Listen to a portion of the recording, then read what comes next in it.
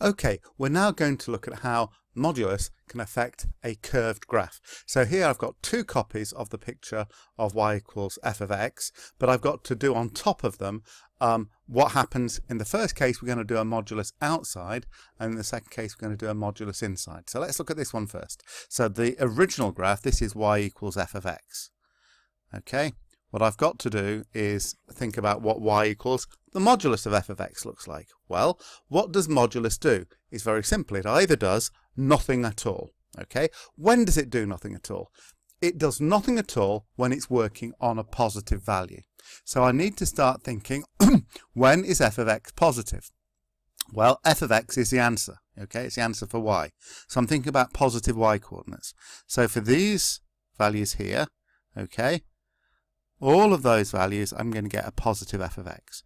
And f of x is also positive here. So these red bits of the graph, okay, the modulus function is going to have no effect. So actually I've already sketched part of this graph. Okay, for the red sections of the graph, the modulus graph, y equals modulus of f of x, looks exactly like the original graph of f of x. But for these other bits here and here, f of x is negative. Okay, so these negative values are not going to be allowed to stay not negative. What modulus is going to do is swap them into positive answers. So I'm swapping the value of my y coordinate from being a negative value, this looks like y is minus 3, to the corresponding positive y coordinate. So that point, this point here, minus 3, will go up to plus 3. And this point will stay where it is. And this point where y is minus 1, y will become plus 1. So this section of the graph, it's as if we're folding the curve. The x-axis is fixed, and this bit that goes below the x-axis gets folded up so that we have a hump bit of the curve here. Okay, watch your curvature, and when you're sketching this, this and this, okay, we call these cusps. Okay, but that basically just means they are sharp points. Do not try and make this look like a smooth curve. It's not. This graph is crashing down onto the x-axis at a steep angle and coming down below it at a steep angle, and that suddenly changes on the modulus graph to be a steep upward angle. And the other part of the graph, of course, that gets affected is this bit down here. So these negative values get reflected to the corresponding positive value. So here, where it looks like I've got a y value of minus 6, we'll go to where y is plus 6. So I'm going to have, instead of a steep downward slope, I'm going to have a steep upward slope going through that point, and once again I'm going to have a cusp at this point here. You don't have to label your cusps, but you do have to make them appear as large points. So when the modulus goes outside f of x, okay, all the points with positive y coordinates are unaffected, and points with negative y coordinates get flipped to the top of the axis. Okay.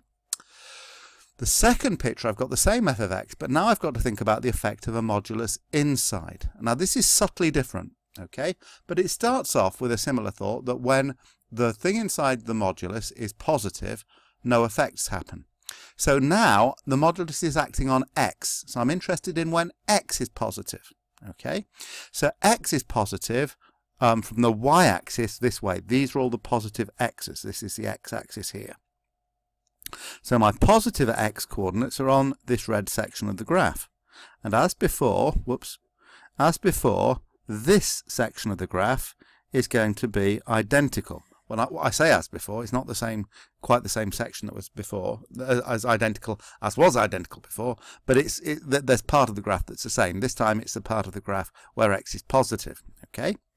But now the subtle difference is what happens for negative values, because surprisingly, this part of the graph, what was drawn for the original f of x, isn't going to matter at all. Because let's think about what happens when I say take x is, I don't know, minus 2.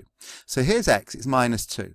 But now the modulus function is acting on x before f of x gets a chance to have any effect. So this value of minus 2 becomes irrelevant because the modulus will change it to the value of 2. And f of x will say, okay, so what's the answer for 2? And we can see the answer for 2 is 8.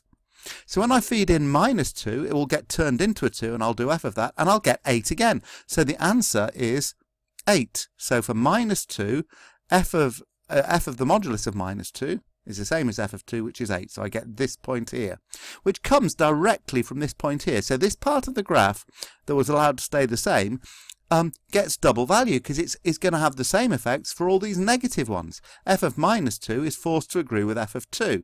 F of minus 1, which is, sorry, F of 1, which is minus 2, well, when x is minus 1, it's going to be turned into a 1 before F acts, so it's going to have a y coordinate of minus 2 again. So this point here is going to be mapped onto that one. So we get a reflection of this positive part of the graph that was allowed to stay the same is going to be reflected. It's going to get double value, and it's going to be reflected to make a kind of W shape. I'll draw this as best I can.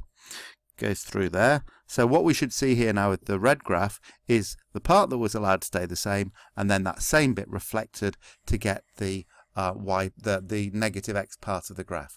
So this is the graph of y equals f of the modulus of x. So notice the different effect when I put the modulus outside. It flips all the y coordinates to become positive, to when I put the modulus inside, okay, the positive x part of the graph is unaffected, but the negative x part of the graph is just a reflection of the positive x part of the graph. Okay, and while I have your attention, there was one example that we missed out on the previous page.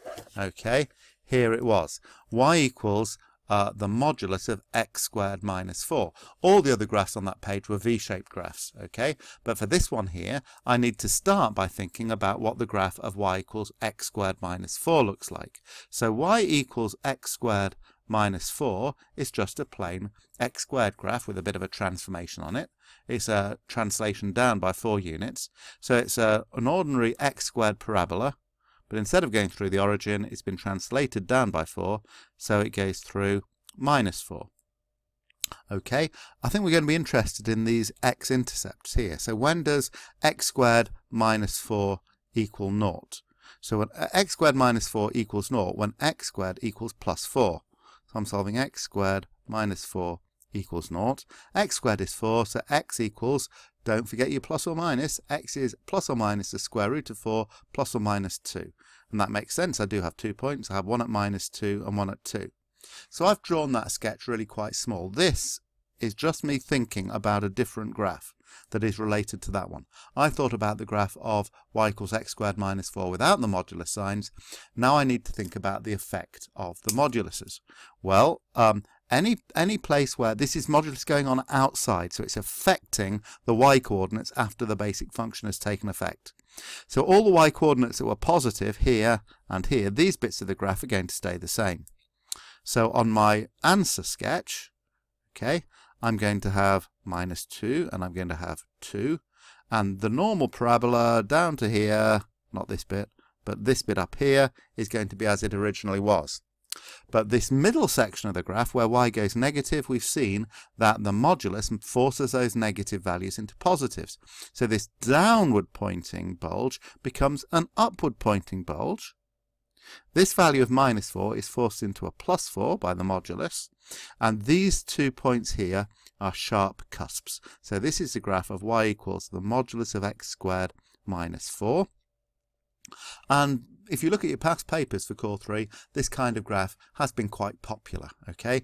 Make sure your curvature is correct. Make sure the curvature here on the ends is the same as it would be for a normal parabola, and then put the middle section on. And make sure you have nice sharp cusps at minus 2 and 2.